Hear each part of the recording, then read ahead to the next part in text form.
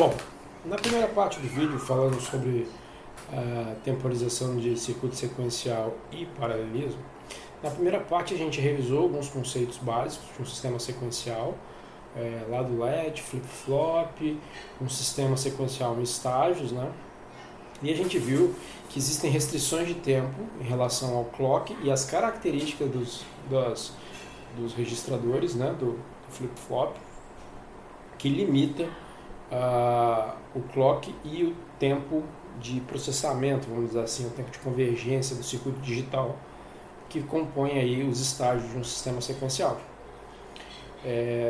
Para a gente analisar o tempo de resolução, assim, vamos dizer assim, de um circuito combinacional, a gente viu que a gente analisa o caminho crítico, que é o pior caminho possível, né, para a gente ver quanto tempo o sinal propaga lá no circuito combinacional.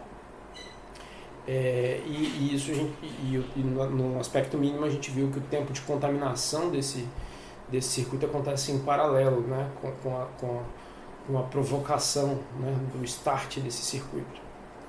Bom, agora nessa parte a gente vai de fato abordar a metaestabilidade e o segundo conceito que a gente vai ver, né, é a ideia de paralelismo a nível de sistema.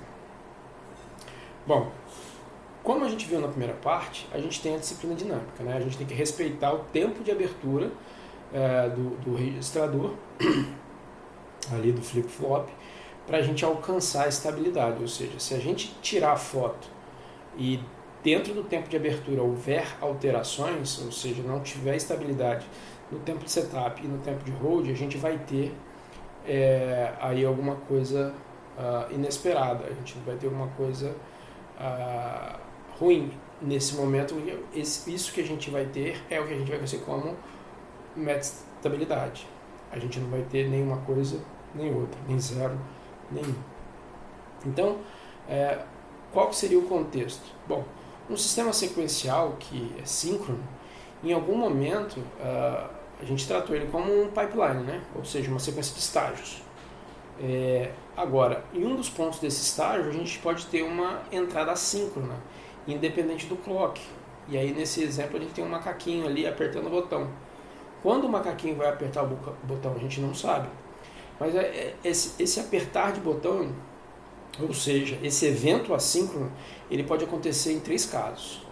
Ele pode acontecer aqui, ó, no desenho, a gente tem a ilustração do evento, né? O evento aqui está sendo dado pela letrinha D. Então aqui, ó, o evento aconteceu antes do tempo de abertura. Bom, se ele aconteceu antes do tempo de abertura, dentro do tempo de abertura ele está estável, e aí a saída vai para o seu valor correspondente. Tudo bem. Se ele acontece depois, a gente mantém ainda a saída estável. Agora, aqui a gente tem ele depois, mas o que acontece quando o macaquinho clica justamente dentro do tempo de abertura? Qual que é a saída? A saída é indefinida. A saída é metaestável. Bom, essa metaestabilidade ela tem origem no circuito bistável, onde a gente não tem uma convergência se o valor de saída é 0 ou 1. Para a gente entender a ideia de metaestabilidade, é só a gente entender a ideia da bola em cima do morro, né? Quando a gente solta essa bola em cima do morro, ela tende a ir para um lado ou para o outro. Considerando que aqui seja 1 e aqui seja 0, né? Quando acontece o evento, essa bola rola para um lado ou para o outro. O sistema fica metaestável quando a bola não desce, ou seja, ela fica parada, gastando um tempo para se resolver, ou seja, enquanto ela está parada, ela está metaestável. Essa é a ideia da metaestabilidade em circuito sequencial. Quando ele não é 0 nenhum, ele fica parado ali, fica metaestável.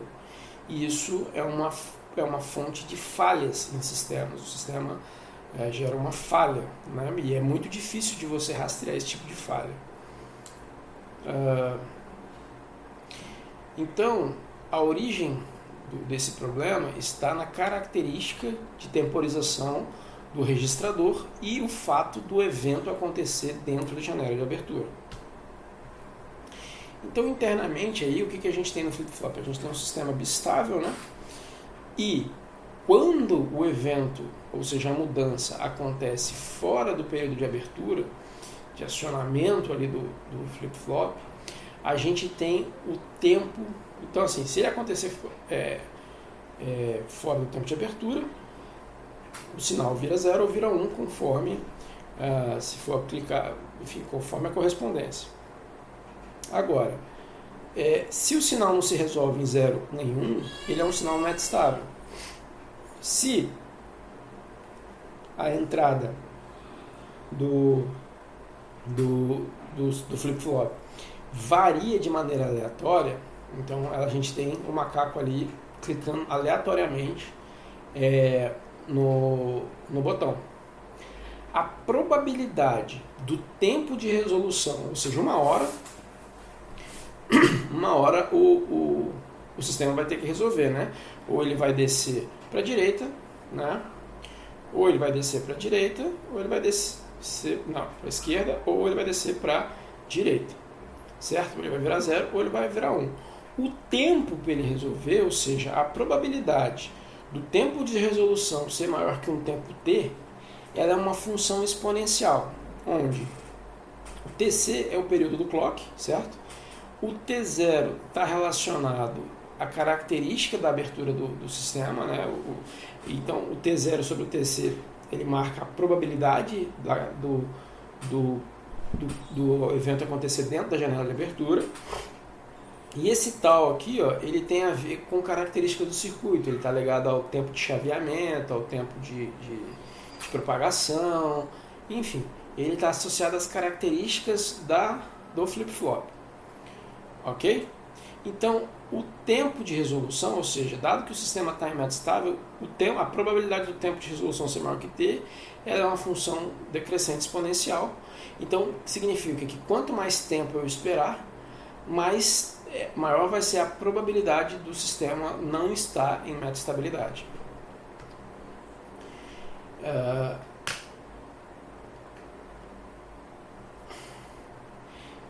Então, se a gente garantir uma espera por um tempo suficientemente grande, a gente garante que o sistema, a saída do flip-flop não é meta-estável. Acontece que essas entradas, ou seja, o macaquinho, ele pode ficar clicando no botão ali de uma forma muito rápida, né, uma taxa muito alta, e isso provocar uma falha no sistema, que vai ser muito difícil de rastrear. Para evitar isso, um dos recursos, um dos blocos que a gente pode adicionar no nosso sistema é o sincronizador. O sincronizador, basicamente, ele evita que entradas assíncronas de altas taxas entrem no sistema e aí aumente o tempo da gente ter uma resposta metastável do sistema, ou seja, o sistema travar, parar. Então, o sincronizador ele tem por objetivo reduzir, né, a chance do sistema ficar metastável, ou seja, o sistema não convergir para um valor correto, o sistema ficar travado. E aí, normalmente, um sistema, esse tempo, né, ele é correspondente a partir do momento que o sistema liga, né? Então, nesse momento, por exemplo, o sistema reiniciou, a probabilidade se reinicia e o tempo recomeça, né? Então, como é que é a implementação do sincronizador? Basicamente, ele é dois flip-flops ligados entre si, né? De tal forma que o tempo de clock entre esses flip-flops é suficientemente grande para garantir, ou seja, o tempo de clock do sincronizador tem que ser maior que o tempo de resolução para determinada característica do teu sistema. Então, com isso, você evita ou reduz a probabilidade de acontecer um evento assíncrono. Agora, você não consegue eliminar essa chance, porque você pode ter no momento infinitesimal um evento que acontecer naquele mesmo instante e esse evento passar do tempo de metastabilidade e o sincronizador falhar. O que significa o sincronizador falhar? Significa ele botar uma saída meta estável, ou seja, ele não botar nem 0 nem 1 na saída dele. Se o sincronizador falhar, a entrada do sistema não é 0 nem 1 e o sistema como um todo falha. Então, a probabilidade do sistema falhar com o sincronizador ela é dada por essa fórmula, né? A probabilidade continua sendo relacionada aos sincronizadores, né? Ao tempo, a probabilidade daquele evento acontecer dentro da janela de abertura do sincronizador, agora usando o tempo de clock menos o tempo de setup do registrador, porque esse tempo de setup aqui, ele compõe aqui o tempo de resolução, né? Então, o tempo de resolução é o tempo do clock menos o tempo de setup, isso sobre tal. Agora, um evento isolado, a chance de falha é baixa. A chance aumenta quando a entrada tem uma taxa, tem uma frequência alta, né? Alta quanto? Maior que o ser humano ali, né? Ele ficando ali a 3, 4, 5 Hz, sei lá quantos Hz. Isso pode, no tempo, acontecer uma falha do sincronizador, ou seja, se o sincronizador falhar, uma entrada metastável entra para o sistema e, por essa razão, o sistema também não funciona. O tempo médio entre falhas de um sincronizador, ou seja, o tempo entre ele falhar, pode ser estimado baseado nas características dos flip-flops, das memórias que estão sendo utilizadas no sistema. Então, se eu tenho um sistema cuja entrada D, né, o macaquinho clica N vezes por segundo. Então, a minha chance de ter uma falha no sincronizador e uma falha no sistema vai ser N vezes a probabilidade daquela. Então, quanto mais rápido quanto maior é a taxa do sinal de entrada, ou seja, quanto mais rápido ela varia, maior vai ser a probabilidade do sistema falhar no tempo. Ok? E o sistema falhar significa uma entrada metastável, ele travar ali, e aí você precisar ir lá e reiniciá-lo. Então, essa probabilidade de falha por segundo a gente chama também de MTBF. Em sistemas, esse termo é muito comum, MTBF, é o tempo médio de falha. Todo o equipamento que você compra, se você for lá no datasheet dele, ele tem um MTBF, ou seja, é um tempo que o fabricante garante que em termos mecânicos e físicos e em termos de lógica sequencial, o sistema não falhará. Isso considerando que ele foi ligado. Então, você ligou o sistema, quanto tempo ele fica ligado até acontecer uma falha? Isso normalmente é numa escala de anos, né, dependendo do problema. Se for aí um problema de baixa criticidade, você vai lá e reseta e pronto, esse tempo volta. Mas tem sistemas que não podem falhar, né? Sistemas de alta disponibilidade, sistemas médicos, sistemas de saúde, eles têm que ter esse MTBF enorme. E com isso ele vai ter que ter componentes de memória mais rápidos, mais robustos, de maneira a diminuir aquele tal, diminuir a relação T sobre T0, de maneira a aumentar, a baixar mais a probabilidade de falha. E aí com isso o sistema ficar mais robusto. Então, o tempo médio entre falhas é o tempo entre você ligar o equipamento e ele dar algum tipo de falha. Uma das falhas possíveis está relacionada à saída metastável do sistema. Pode ser outras falhas.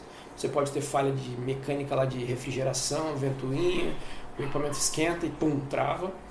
Você pode ter uma falha física de componentes, um capacitor estoura, enfim, alguma coisa desse tipo. E você pode ter a falha relacionada à variação da entrada assíncrona, e isso vai acontecer e basicamente você vai resolver com um reboot. Agora, nem todo o sistema pode ser rebootado, um sistema crítico não pode ser reinicializado, que às vezes essa reinicialização pode criar um prejuízo enorme. Então, para esse tipo de sistema, você vai ter que buscar equipamentos com altíssimo MTBF, ou seja, tempo médio entre falhas muito alto. Uma das componentes dessas falhas pode ser erro do sincronizador de entrada. Ok? Então aí a gente vai ser o inverso da probabilidade de falha no MTBF. Bom, aí tem um exemplo, né? Supondo esse sincronizador, esse sincronizador tem um clock de 500 Hz, aí o período dele vai ser 2 nanosegundos. O tal desse sistema aí é de 200 picosegundos. O livro mostra como o derivacitual aí, né? Basicamente ele está ligado às características do flip-flop. a nível de tempo de chaveamento, tempo de propagação, tempo de contaminação, enfim. E o T0 é de 150 picosegundos e o tempo de setup de 100 picosegundos.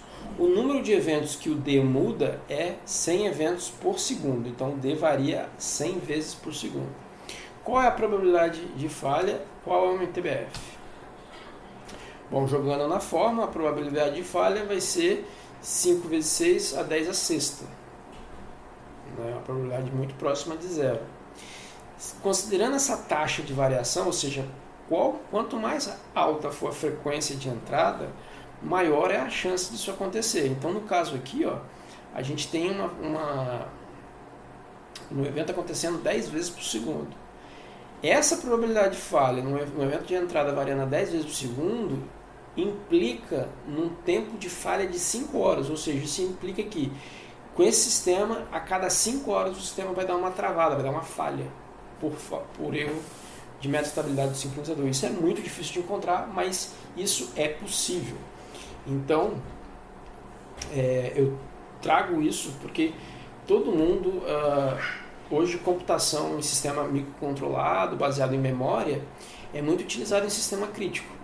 E a qualidade do equipamento que você usa versus o custo pode ter impacto no funcionamento de coisas que não são muito facilmente traqueadas. Uma dessas coisas é a meta-estabilidade, quando você tem uma entrada que varia numa taxa alta e essa alta taxa, considerando que o tempo de clock, né, se você, por exemplo,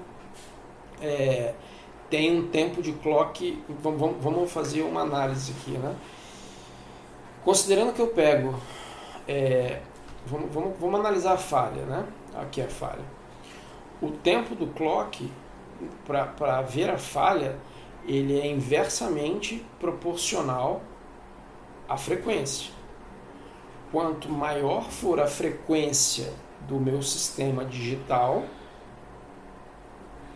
menor é o tempo de falha. Maior vai ser, quanto menor a frequência, maior vai ser esse cara aqui, né?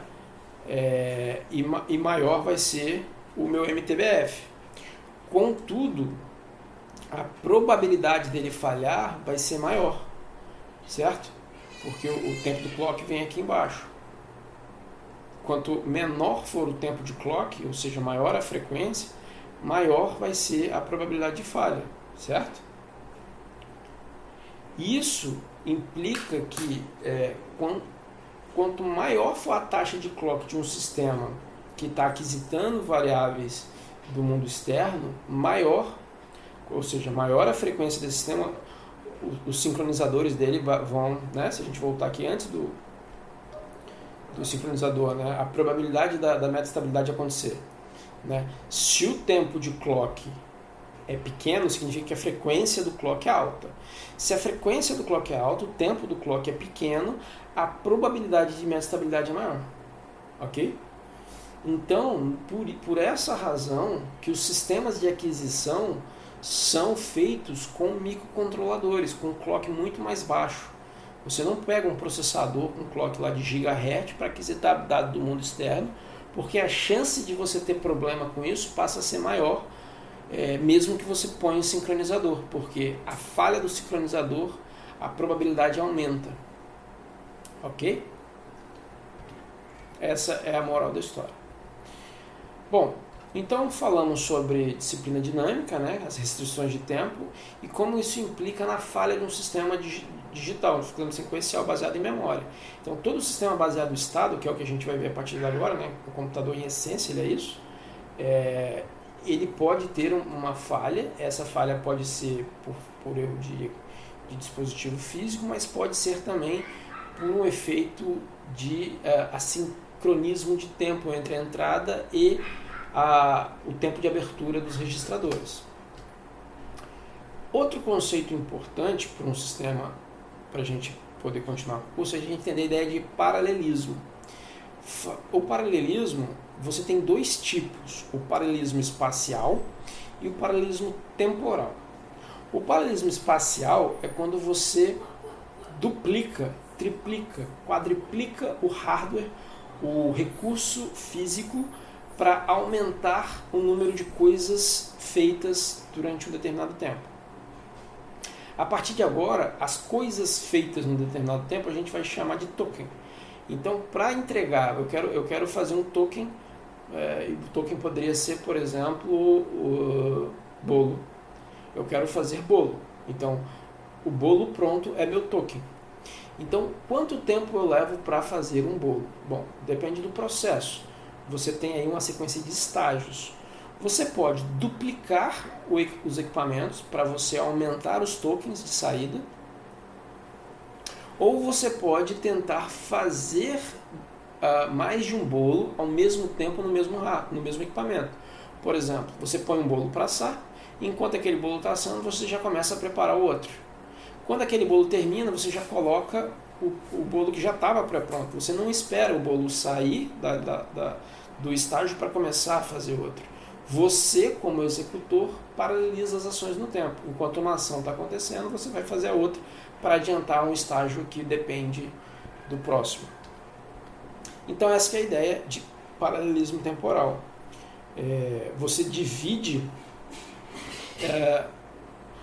o problema em estágios, que a gente chama de pipeline, e nesses estágios você faz ele, enquanto um estágio demora mais, você já vai adiantando os outros. Com isso você consegue aumentar o número de tokens entregues, você não espera o último estágio acabar para vir fazer o primeiro, né? Vamos lá, o bolo você tem que pegar os ingredientes, pegar os utensílios, as vasilhas, fazer a receita e botar para assar. A gente dividiu aqui em 4 estágios, certo? 4 ou 5, não sei. E esses 5 estágios, eles têm tempos diferentes de duração. O tempo de você juntar os ingredientes, você juntar os utensílios, de você preparar a receita e o tempo de assar, eles são totalmente diferentes. Mas você controla o fluxo do token, você pode paralelizar as ações no tempo. Então, enquanto você termina aqui um ingrediente, você já pode estar separando outros, se você tiver condições para isso. Enquanto você está assando ou seja, pode ter 3 bolos num estágio de 5 etapas sendo executados ao mesmo tempo, em estágios diferentes. Ok? Essa ideia vem da ideia de paralelismo temporal. Então, paralelismo temporal, você precisa ter essa divisão em estágios. Ora, você precisa ter um sistema sequencial, que é a mesma coisa. Certo? A gente não viu que um sistema sequencial é basicamente estados divididos por sistemas combinacionais? Memória, sistema combinacional, sistema combinacional, né? A gente viu isso aqui, né? Cadê? Aqui, ó. A gente viu que um sistema sequencial, basicamente você tem lá um flip-flop, um circuito combinacional, né? Um registrador, pode ser também, né? Se for aqui um conjunto, né? E assim sucessivamente. Então, à medida que você cria, se você usar um sistema baseado numa lógica sequencial, naturalmente você tem um sistema paralelo, porque ele está dividido em estágios, e esses tempos aqui podem ser diferentes. E aí você pode ter mais de um token sendo processado, né, as bolinhas aqui representando o token, e aí você tem agora 2, por exemplo, tokens por segundo sendo finalizados nesse conjunto de estágios, ok? Então, o paralelismo temporal depende de pipeline, depende de um arranjo em estágios. O paralelismo espacial não, depende de você duplicar o hardware, e aí em paralelo você vai ter entregas duplicadas, triplicadas e assim por diante. Então, o token é o grupo de entradas processadas para produzir um grupo de saída. Essa é a ideia do token, no caso o bolo, ou no caso pode ser uma tarefa, né? um determinado, enfim, token é qualquer coisa que vai passar pelos nossos estágios. A latência é o tempo que leva para passar de um estágio para o outro no somatório de todos os estágios. Então, por mais que você faça paralelismo no tempo, você não vai conseguir fazer o bolo assar num tempo menor que o necessário, porque aquele tempo é intrínseco fisicamente do sistema. Então, aquele tempo é o que a gente chama de latência. Então, cada estágio vai ter a sua latência, ou seja, o seu tempo ali para o token propagar ali dentro, certo? E o throughput, ou seja, a vazão, é o número de tokens produzidos por unidade de tempo, ou seja, dado uma unidade de tempo, quantos tokens eu entrego com esse paralelismo, com esse nível de paralelismo, né? Então, se eu faço paralelismo temporal, eu vou ter um paralelismo, o espacial vai ser sempre maior, porque ele duplica equipamento, mas o paralelismo ele sempre vai buscar aumentar a vazão. O paralelismo ele não consegue afetar a latência, porque a latência é intrínseca ao estágio do processo. Ela é intrínseca ao tempo de propagação. O tempo de propagação, se a gente fosse lembrar lá do que a gente viu na primeira parte, né? O tempo de propagação do circuito digital é intrínseco dele. Você não consegue melhorar, a não ser que você mude aquele estágio. Se você mudar a natureza do processamento, você muda a latência, não tem jeito.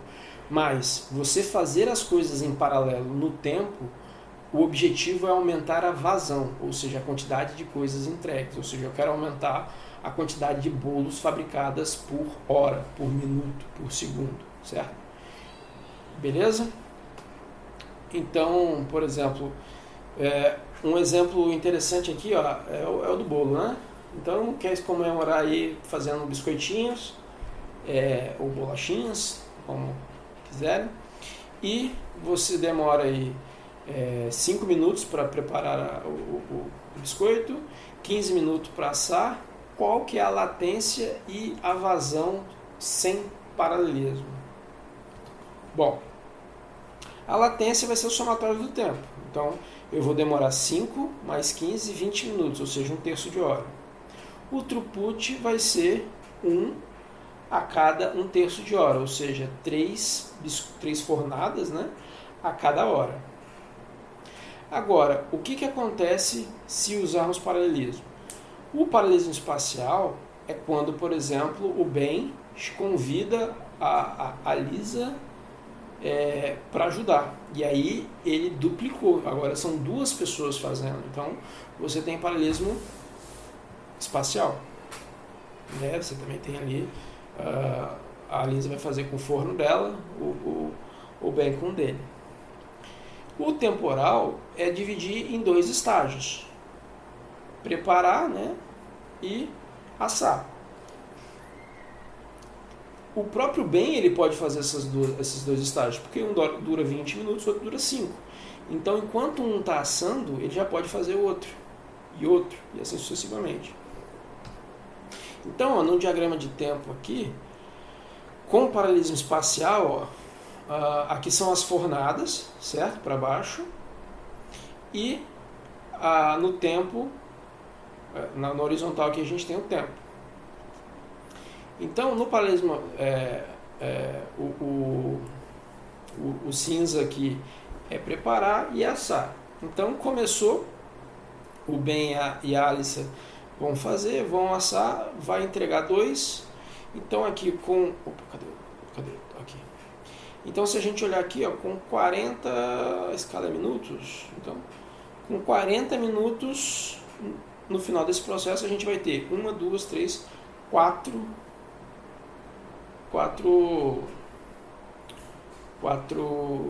fornadas sendo prontas. Agora, qual que vai ser a latência? A latência é 20 mais 20. Não tem como de mexer na latência, porque é natural do processo. Ok? Então agora, ó, a latência continua sendo 1/3.